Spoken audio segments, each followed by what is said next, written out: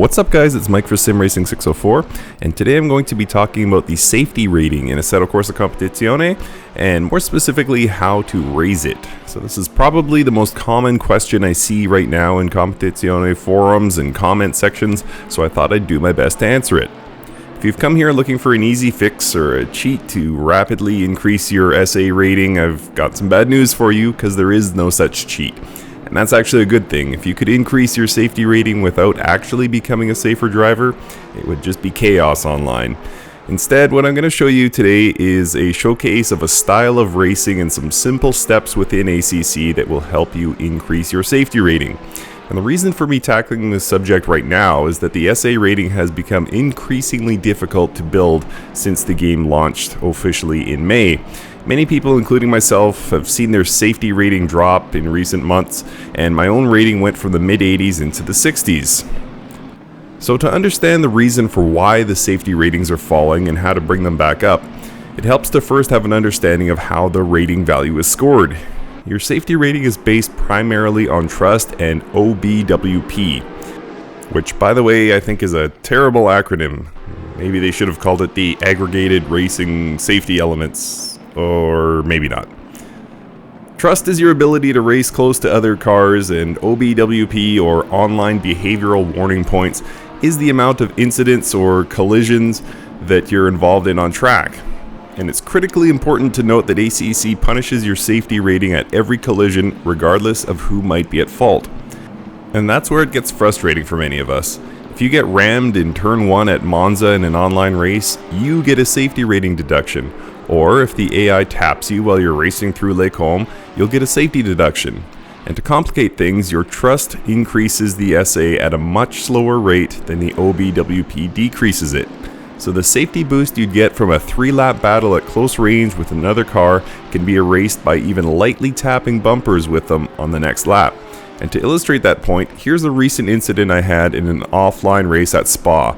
I'm the McLaren in this clip. Check this out.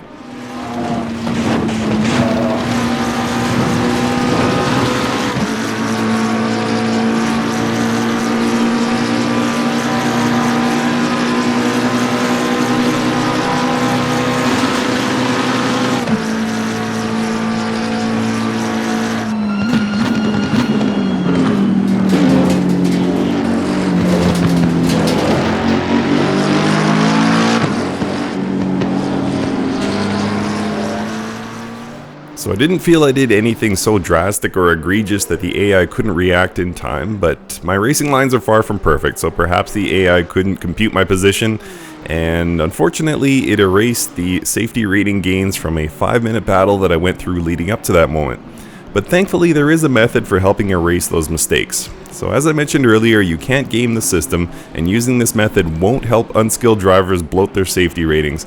In fact, anyone who follows these steps should become a safer driver with improved on-track spatial awareness.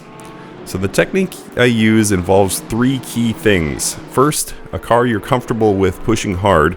Second, a track you know well. And third, a desire to not come in first place. So I'd recommend using the AI rather than online racing for now, since the AI tends to be more consistent than many public races, especially if you're competing in races with lower safety rating requirements. What I've been doing is using Spa and Silverstone for races, since I know those tracks quite well. I use the McLaren 720S because I find it has fairly neutral handling at the limit. The third element, that I previously called the desire to not come in first place, actually has 2 subcomponents. The first is the pace of the AI.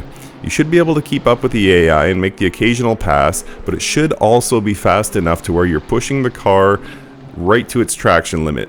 The reason for this is that your safety rating is tied to your car control rating. So you'll need to be driving your car quite hard, but not overdriving the car, in order to build your safety rating. For me, this puts the AI difficulty between 90 and 94 depending on the track. So once you've found your pace, you'll want to focus on your racing efforts on staying within about 0.3 seconds of the cars around you for as long as possible. Of course, many of us spend our time in sim racing going for gaps that aren't necessarily realistic, since the cost of an error is typically very low, and we can probably thank the early Gran Turismo games for this. In real life though, mistakes are costly, and that's where you'll need to shift your mentality toward in ACC. While you're working on building your safety rating, think of making any contact as erasing 10 minutes of progress. Train yourself to go for the pass only when you know you can make it cleanly. It's far better to spend an extra few turns or even an extra few laps working on setting up a pass perfectly, rather than trying to steal a position and making contact with the other car. Here's an example of what this more conservative racing style looks like.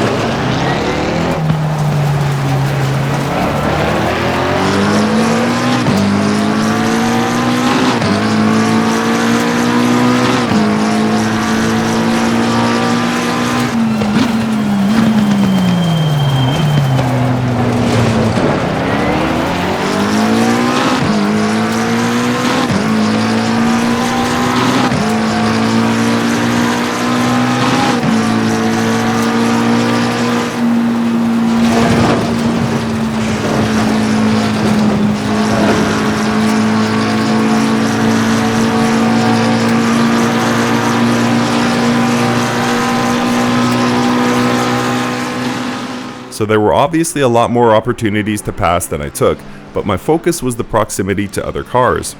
I'm not advocating that you never pass, because it's mind-numbingly boring to race and not pass, plus it'll slow the development of your racecraft rating if you never pass anyone, so I do recommend that you make some passes in your race, but try and condition your brain to recognize when you're going to be able to complete the pass cleanly.